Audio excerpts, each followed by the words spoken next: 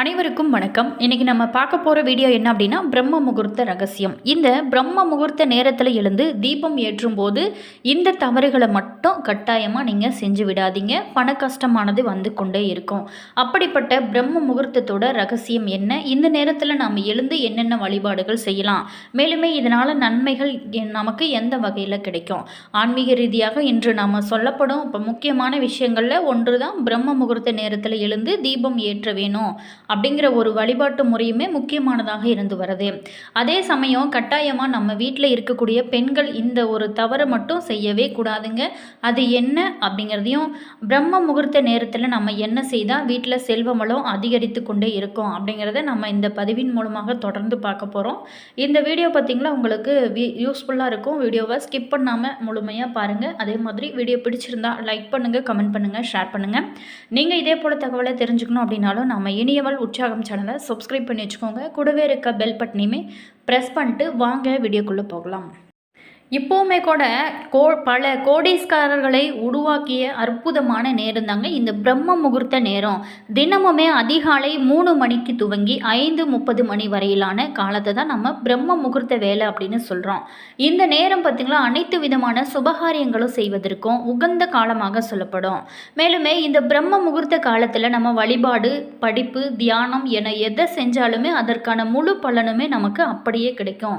இந்த நேரத்தில் பார்த்திங்களா சூரியனோட வெப்பமோ சந்திரனோட குளுமையோ முழுவதுமாக காணப்படாதுங்க.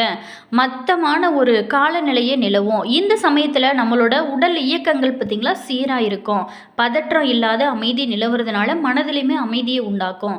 இது பார்த்திங்களா நம்மளோட மனம் மற்றும் உடலோட இயக்கத்தை சீராகி நம்மை ஆரோக்கியமாகவும் சுறுசுறுப்பாகவும் வைத்திருக்க இந்த அதிகாலை பிரம்ம முகூர்த்த நேரத்தில் எழுவது ரொம்ப சிறப்பு. மேலுமே இந்த பிரம்ம முகூர்த்த நேரம் பார்த்திங்களா ரொம்ப புண்ணியம் வாய்ந்தது அப்படின்னு கூட சொல்லலாம். பிரம்ம முகூர்த்த நேரத்தில் நம்ம படைத்தல், காத்தல், அழித்தல் என 3 தொழில்களை செய்யக்கூடிய பிரம்மா, விஷ்ணு, சிவனை சொல்லப்படும் போது மும்மூர்த்திகள் அப்படின்னு சொல்கிறோம். இவர்களில் விஷ்ணு வழிபாடும் சிவ வழிபாடும் உலகம் முழுவதுமே ஓங்கி இருந்தால் கூட முகூர்த்தம் அப்படிங்கிறது சுபகாரியங்கள் செய்ய உகந்த ஒரு நேரம் மட்டும் பிரம்ம முகூர்த்தம் அப்படின்னு நம்ம சொல்கிறோம். பிரம்மாவுக்கு அப்படின்னு தனியாக வழிபாடு கிடையாது அப்படின்னா கூட நல்ல காரியங்கள் செய்ய மிகவும் உன்னதமான நேரத்தை தான் நம்ம பிரம்ம முகூர்த்த நேரம் அப்படின்னு சொல்கிறோம். அதே சமயம் விஷ்ணு முகூர்த்தம் அப்படின்னும் சிவ முகூர்த்தம் அப்படின்னும் நம்ம சொல்கிறது கிடையாது. மேலுமே நம்ம செய்யப்படக்கூடிய பிரம்ம முகூர்த்த நேரத்தில் ஒவ்வொரு வழிபாடுமே பல மடங்கு புண்ணியத்தை கொடுக்குங்க. தினமுமே அதிகாலை 3 மணிக்கு துவங்கி 5:30 மணி வரையிலான இந்த காலத்தை பிரம்ம முகூர்த்த வேலை அப்படின்னு சொல்கிறோம். இந்த நேரம் அனைத்து விதமான சுபகாரியங்களும் செய்வதற்கு உகந்த காலமாக சொல்லப்படும். மேலுமே இந்த பிரம்ம முகூர்த்த காலத்தில் வழிபாடு, படிப்பு, தியானம் என எதை செஞ்சாலுமே அதற்கான முழு பலனுமே அப்படியே கிடைக்கும் அப்படின்னு கூட சொல்லப்படுது. ஒவ்வொரு தெய்வத்தை நினைத்து நாம் வழிபட்டாலும் பலவிதமான பலன்கள் கிடைக்கும் என சாஸ்திரங்களுமே சொல்லப்படுதுங்க. மேலுமே இந்த பிரம்ம முகூர்த்தத்தோட ரகசியங்கள் என்ன? சில பேர் பார்த்திங்களா நம்ம வீடுகளில் பிரம்ம முகூர்த்த நேரத்தில் தீபம் ஏற்றும் பழக்கம் இருந்தால் கூட விளக்கு ஏற்றுவதற்கு முன்னாடி அவங்களோட வீட்டை கூட்டி சுத்தம் செய்யக்கூடாது. அதாவது தேவர்களும் தேவதைகளும் மகாலட்சுமியும் உலா வரக்கூடிய இந்த சமயம் அதுன்னு சொல்லுவாங்க. அந்த சமயத்தில் பார்த்திங்களா வீட்டை கூட்டி கழுவிகளை வெளியே போடும் வழக்கம் அது இருக்கிறவங்க இருந்தீங்க அப்படின்னா தயவு செஞ்சு அதை விட்டுடுங்க.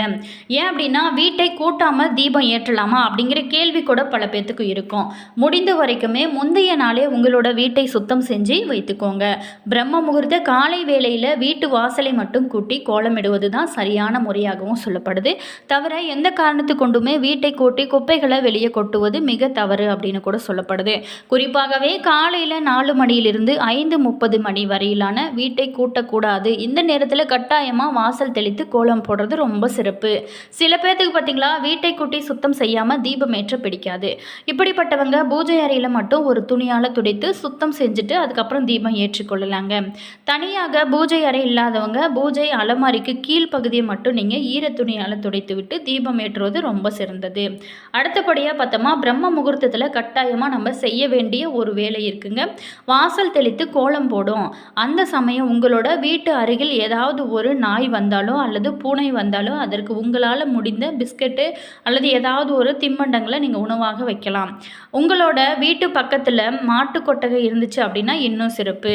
அங்கே இருக்கக்கூடிய மாடுகளுக்கு உங்களால் முடிந்தது ஒரு வாழைப்பழத்தையாவது நீங்கள் பிரம்ம முகூர்த்த நேரத்தில் கொடுப்பது ரொம்ப சிறந்ததுங்க. மேலுமே சில பேர் வீடுகளில் பார்த்திங்கன்னா விடியற்காலை சமயத்திலேயே மொட்டை மாடியிலோ வெளிப்பகுதியிலோ அல்லது வீட்டோட அருகில் இருக்கும் மரத்திலோ காகம், குருவிகள், பறவைகள் என ஏதாவது ஒன்று இருக்கும். சத்தம் கேட்கும் அவைகளுக்கு உணவு தானியங்களை நீங்கள் போடுறது ரொம்ப சிறப்பு. மேலுமே சூரிய உதயத்திற்கு முன்பாக வாயில்லா ஜீவனங்களுக்கு கொடுக்கப்படும் உணவு நம்மளுடைய செல்வ வளத்தை அதிகரிப்பதாக சாஸ்திரத்திலையுமே சொல்லப்படுது. தினந்தோறுமே கட்டாயம் செய்ய வேணுமா அப்படிங்கிற சந்தேகம் கூட இருக்கும். அப்படிங்கிற உங்களால் எப்போ முடியுமோ அப்போ நீங்கள் கட்டாயமாக இந்த செயலை செய்வது ரொம்ப சிறப்பு. அடுத்ததாக பார்த்தோமா, பிரம்ம முகூர்த்த நேரத்தில் இறை வழிபாடு செய்வது பெரும் புண்ணியமான காரியம்தாங்க. அதிலுமே குறிப்பாக இந்த விஷயங்களை நீங்கள் கட்டாயமாக அந்த வாயில்லா ஜீவன்களுக்கு உணவு கொடுக்கும்போது உங்களுடைய செல்வ நிலை பார்த்திங்கன்னா இன்னும் உயர்ந்து கொண்டே இருக்கும். அதே மாதிரி இந்த பிரம்ம முகூர்த்த நேரத்திற்கு எத்தகைய சக்தி இருக்குது அப்படின்னு கூட பல பேர்த்துக்கு தெரியுமா? இது காலம் அப்படிங்கிறது அனைத்தையும் விட பெரியதுங்க. அதனால தான் காலத்தை இறைவன் அப்படின்னு கூட பல பேர் சொல்கிறாங்க. ஒரு நாளைக்கு 24 மணி நேரம் என இந்த உலகம் ஒவ்வொரு நொடி பொழுதுமே தொடர்ந்து இயங்கிக் கொண்டே இருக்குது. இந்த காலம் என்ற விடயத்தையுமே ஆன்மீக ரீதியாக அணுகிய நம்மளுடைய முன்னோர்கள் ஒவ்வொரு நேரத்தையுமே ஒவ்வொரு செயலுக்கானது அப்படின்னு தீர்மானித்திருக்காங்க. அந்த வகையில் இறைத்தன்மை மிகுந்த நேரமான இந்த பிரம்ம முகூர்த்த நேரத்தோட முக்கியத்துவத்தை பற்றி நம்ம முழுமையாக பார்க்க போகிறோம். பிரம்ம முகூர்த்தம் நேரம் அப்படிங்கிறது ஒவ்வொரு நாட்டிற்கும் அந்த நாட்டோட நேர கணக்கிற்கேற்ப மாறுபடும்.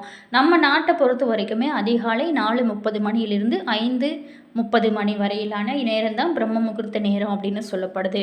மேலுமே பழங்காலம் முதல் இப்போதைய காலம் வரைக்குமே இந்த நேரம் ஒரு ஆன்மீக முக்கியத்துவம் கொண்ட நேரமாக சொல்லப்படுது. மேலுமே இந்த பிரம்ம முகூர்த்த நேரத்தில் தூங்கி எழும்பும்போது உடல் ஆரோக்கியம் மற்றும் வாழ்க்கை நிலையானது மேம்படும் அப்படின்னு நம்மளுடைய சாஸ்திரங்களுமே சொல்லப்படுது. இந்த பிரம்ம முகூர்த்த நேரத்தில் விண்ணில் வாழும் தேவர்களும் பல ஆயிரம் ஆண்டுகளுக்கு முன்பு வாழ்ந்து மறைந்த ரிஷிகளும் அருவமாக பூமியில் சஞ்சரிப்பதாகவும் அந்த நேரத்தில் நாம் தூக்கத்திலிருந்து எழுந்து மனதார அவங்கள நாம் நினைத்து வணங்க வேணும், அவங்க ஆசீர்வதிப்பதாகவும் ஆன்மீக பெரியவங்களோட கருத்துமே இருக்குங்க. தினந்தோறுமே இந்த நேரத்தில் நம்ம தூக்கத்திலிருந்து எழுந்தும் பழக்கத்தை கொண்டவங்களுக்கு எந்த ஒன்றிலுமே புதுமையை படைக்கும் திறன் அதிகரிக்கும். இதன் காரணமாகத்தான் இந்த மதத்தின் படைப்பு கடவுளான பிரம்மாவின் பெயர் இந்த நேரத்திற்கு சூட்டப்பட்டு பிரம்ம முகூர்த்த நேரம் அப்படின்னு சிறப்பாக அழைக்கப்படுது. மேலுமே விஞ்ஞான ரீதியில் பார்த்தாலுமே இந்த நேரத்தில் பூமி எங்கும் பிரபஞ்சத்தின் நற்கதிர்கள் நிறைந்திருக்கும். இப்படியான நேரத்தில் எழுந்து வெளிப்புறத்தில் சிறிது நேரம் நம்ம சுற்றுவதனால நம்மளோட உடலுக்கும் மனதிற்கும் ஒரு புத்துணர்ச்சி அளிக்கிறது. இந்த இறையாற்றல் மிக்க நேரத்தில் நம்ம யோகா மற்றும் தியானம் போன்ற பயிற்சிகளில் ஈடுபடுவதனால விரைவாக இறை அனுபவத்தை நம்மளால் பெற முடியும். மேலுமே மாந்திரிக பயிற்சிகளில் ஈடுபடுறவங்க இத்தகைய நேரத்தில் நீங்கள் மந்திரங்களை ஜெயிப்பது மந்திர சித்தியை ஏற்படுத்தும், நீங்கள் விரும்பிய செயல்கள் எல்லாமே ஏற்படுத்தும். மேலுமே இந்த அற்புதம் நிறைந்த பிரம்ம முகூர்த்த நேரத்தில் நம்ம செய்யப்படும் ஒவ்வொரு செயலுமே பல்வேறான மாற்றத்தை நம்மளோட வாழ்க்கையில் ஏற்படுத்தும். இவ்வளவு அற்புதங்கள் நிறைந்த இந்த நேரத்தில் நம்ம எழுந்து தியானம் செய்வது, யோகா செய்வது, கல்வி கற்பது, வேலைகள் செய்வது போன்றவை எல்லாமே சிறந்த பலன்களை தருவது மட்டும் இல்லாமல் ஞாபக சக்தியையும் அதிகரிக்கும். அது மட்டும் இல்லைங்க, இந்த காலத்தில் செய்யப்படும் பூஜைகள் முழு பலனையுமே அளிக்கக்கூடியது. 14 புராணங்களில் ஒன்றான சிவபுராணத்தில் சொல்லப்படுதுங்க. அது மட்டும் இல்லாமல் ஞாயிற்றுக்கிழமை பிரம்ம முகூர்த்தத்தில் அகல் விளக்கு மண்ணால் செய்யப்பட்டது ஏற்றிய சத்திய நாராயண பூஜை செய்வது பெருமாளை வழிபட்டு வர பித்ரு தோஷமானது தீரும். அது மட்டும் இல்லாமல் முன்ஜென்ம கர்ம வினை அகலுங்க. இதனால் பாவம் தொல்லையுங்க கிரக தோஷம் அனைத்துமே தீரும். ஒரு அற்புதமான பரிகாரமாகவும் சொல்லப்படுது. அதே மாதிரி திங்கட்கிழமை நேரத்தில் பிரம்ம முகூர்த்த நேரத்தில் நம்ம எழுவதனால் கிடைக்கும் நன்மைகள். பிரம்ம முகூர்த்தத்தில் அகல் விளக்கு மண்ணால் செய்யப்பட்டது ஏற்றி நீங்கள் அம்பாளை வழிபட மனம் தெளிவாக இருக்குங்க. பயங்கள் அனைத்துமே நீங்கும், ஞானம் பெருகி கொண்டே இருக்கும். அடுத்ததை பார்த்தோமா, செவ்வாய்க்கிழமை நாளில் நம்ம பிரம்ம முகூர்த்த நாள் எழுவதுனால பிரம்ம முகூர்த்த நேரத்தில் பஞ்சலோக விளக்கு மற்றும் ஏற்றி முருகப்பெருமான வழிபட்டு கந்த சஷ்டி கவசம் படித்து வர வியாதிகள் அனைத்துமே தீரும். வீட்டில் மருத்துவ செலவுகளானது குறைய ஆரம்பிக்கும். மேலுமே கண் திருஷ்டி, பீடை, செய்வினை கோளாறுகள் அனைத்துமே நீங்கும். ஒரு அற்புதமான பரிகாரமாக சொல்லப்படுது. அடுத்ததாக பார்த்தோமா, புதன்கிழமை பிரம்ம முகூர்த்தத்தில் குத்து விளக்கு ஏற்றி துளசி சாற்றி விஷ்ணு சகஸ்கர நாமம் கேட்டு மகாவிஷ்ணுவை அல்லது குழந்தை கிருஷ்ணரை வழிபட்டு வர சந்ததி விருத்தி ஏற்படுங்க. இந்த மாதிரியான ஒவ்வொரு நாளைக்குமே ஒவ்வொரு சிறப்புகள் இருக்குங்க. அடுத்ததாக பார்த்தோமா, வியாழக்கிழமை அதிகாலை பிரம்ம முகூர்த்த நேரத்தில் எழுந்து நீங்கள் நெய் அகல் விளக்கு ஏற்றி சித்தர்கள் அல்லது மகான்கள் அல்லது உங்களுக்கு குல தெய்வங்களை வழிபட்டு வர சகல பாக்கியங்களுமே உங்களுக்கு கிடைக்குங்க. அடுத்ததாக பார்த்தோமா, வெள்ளிக்கிழமை பிரம்ம முகூர்த்தத்தில் வெள்ளி விளக்கு ஏற்றி மகாலட்சுமியை மனதார நீங்கள் சொல்லி வழிபட்டு வர உங்களுக்கு வரவு அதிகரித்து கொண்டே இருக்கும். அதே மாதிரி ஒவ்வொரு கிழமைக்குமே ஒவ்வொரு அற்புதங்கள் இருக்குங்க.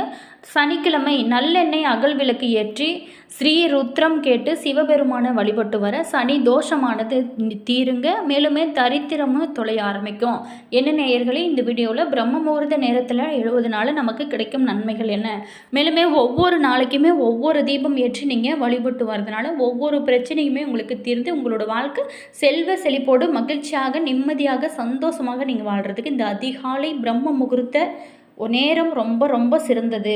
மேலுமே பல கோடீஸ்வரர் யோகத்தை கொடுக்கக்கூடிய நேரம் இந்த அற்புதம் நிறைந்த பிரம்ம முகூர்த்த நேரம் தாங்க. எல்லாருமே கண்டிப்பாக ட்ரை பண்ணி பாருங்கள். All viewers, thank you.